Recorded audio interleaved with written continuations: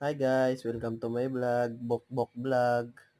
Huwag niyo pong kakalimutan na follow and share. Ayan nga pala po yung aming rubber na dumating, ang tatlong iwapom, tatlong oreo.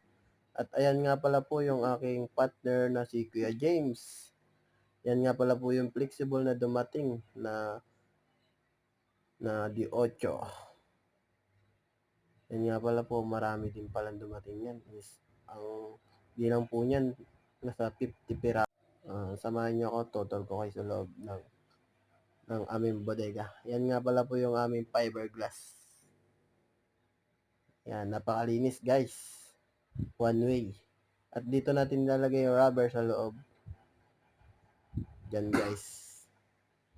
At huwag niyo pong kakalimutan, follow and share. Bokbok Vlog. Yan guys. Thank you.